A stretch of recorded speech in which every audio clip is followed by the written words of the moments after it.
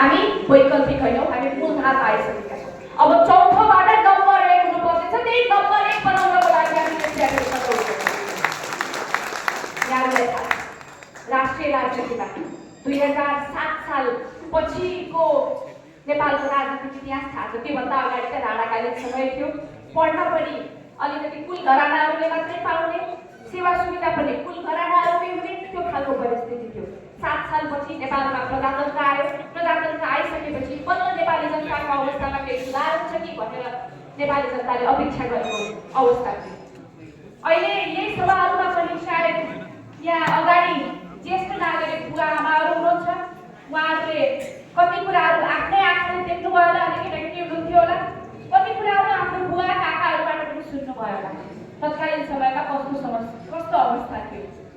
2007 सालपछिका राजनीतिक यात्राहरूमा प्रायःजसो नेपाली समाजका प्रबुद्ध व्यक्तित्वहरू, यो समाजका चेतनशील व्यक्तित्वहरू कुनै न कुनै राजनीतिक अभियानमा जोडिनु भयो। त्यो किन भन्दा नेपाली समाजलाई अब नीतिमा लिएर आउने हो, समृद्ध बनाउने हो भनेदेखि सबै नीतिहरूको माउ नीति भनेको राजनीति हो। कुनै न कुनै तौर तरिकाले हामी जोडिनुपर्छ। विचारशीलले दलसँग हामी आबद्ध हुनुपर्छ।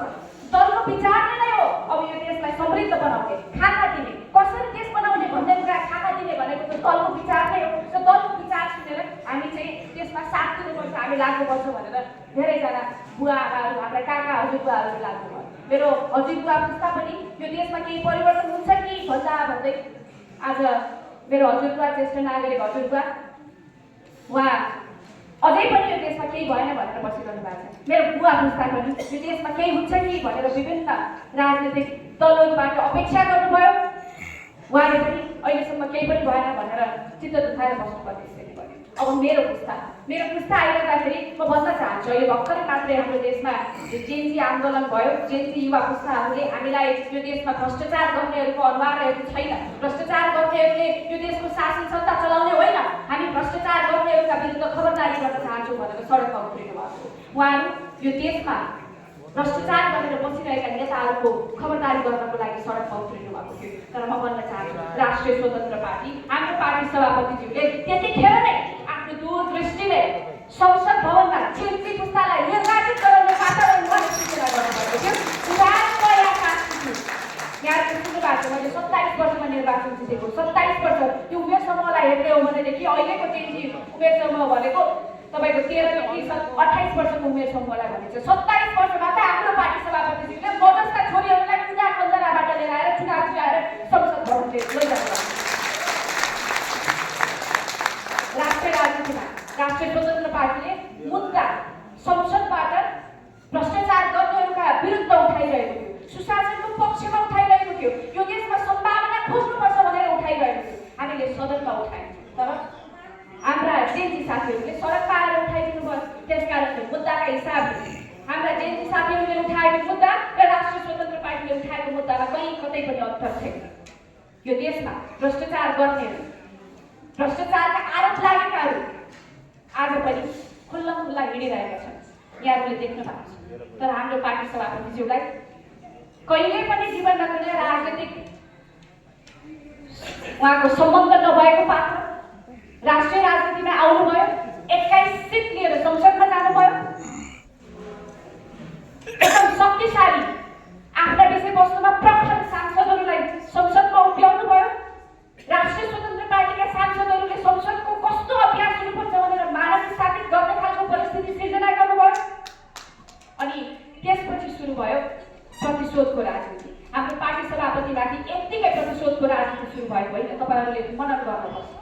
यदि यो देशमा रवि लामिछानेलाई प्रधानमन्त्री बन्ने हो भनेर कुनै पार्टीले अफर गरेको थियो, यहाँहरूले सुन्नु भएको छ, हुन्छ त भनेर लोभ लालचमा परेर प्रधानमन्त्री बनिहाल्छु भनेर बन्नेको भएदेखि उहाँलाई त्यो आरोप लाग्यो, उहाँलाई आज यो प्रतिशोधको राजनीतिको भूमिका।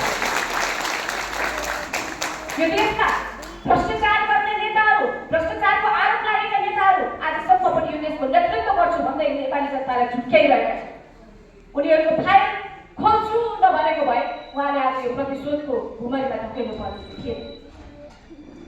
सत्ता कहिले ढल्यो र उहाँ कहिले समातिनु भयो, यो सबै कुराहरू यहाँहरूले हेर्नुपर्छ, मनन गर्नुपर्छ।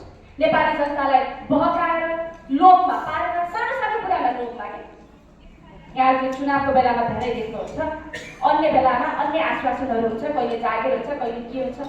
तपाईहरुको छोराछोरी पढ्ने स्कुलको भ्रष्टाचार गर्ने नेताहरू, त्यो भ्रष्टाचार गरेको जम्मा गरेको पैसा, तपाईहरु जाने स्वास्थ्य चौकी, तपाईहरु जाने अस्पतालमा त्यहाँको सेवालाई प्रभावित पार्नको लागि त्यहाँबाट भ्रष्टाचार गरेको पैसा, तपाई हामी हिँड्ने बाटोको भ्रष्टाचार गरेको पैसा, तपाई हामी निकाल्ने बिजुली बत्ती त्यहाँ भ्रष्टाचार गरेको पैसा, यस्तै हामीले नेपाली जनताले पाउनुपर्ने सानो सानो सेवा सुविधाहरू हुन्छ, यो राज्यबाट पाउनुपर्ने सेवा सुविधाहरू हुन्छ, त्यहाँबाट भ्रष्टाचार गरेर थोरै थोरै सबै ठाउँबाट जम्मा गर्न त धेरै हुन्छ नि, अनि त्यहाँ थुपारेर अनि चुनावका बेलामा ललिपप जस्तो ल है भन्दै तपाईहरुले लाउँछ। अनि नेपाली जनतालाई भोट हो बताएर चाहिँ गर्छ क्या हो भन्ने जस्तो पर्छ। तर नझुक्किनुहोस्, तपाईलाई बाँडेको पैसा, तपाईलाई अफर गरेको पैसा यो उनीहरुको खल्तीको होइन, खल्तीको खर्च गरेर त्यहाँ किन पुग्न चाहन्छ, त्यो पनि हजारमा होइन, लाखमा होइन, करोडमा आफ्नो खल्तीको खर्च गरेर, करोड खर्च गरेर किन त्यो पदमा पुग्न चाहन्छ तपाईहरुले बुझ्नुहोस्। अनि आफ्नो खल्तीको भइरहेको भएपछि तपाईहरुलाई बाँड्ने थिएन होला, किनभने कसैले पनि आफूले मेहनत कमाएको पैसा कसैलाई बाँड्दैन। सेवाभावले बाँड्ने हो, समाज सेवा गर्नेहरूले बाँड्ने हो। तर कसैले निर्वाचनको भूमिका आएर तपाईहरुलाई बाँड्छ भनेदेखि बुझ्नुहोस् त्यो भ्रष्टाचारको पैसा हो र भ्रष्टाचार गर्नेहरूलाई तपाईहरुले चिन्नुहोस्। जो बाँड्न आउँछ तिनीहरू भ्रष्टाचारी हुन् भनेर तपाईहरुले चिन्नुहोस्। यति चाहिँ तपाईहरुले चिन्नुपर्छ।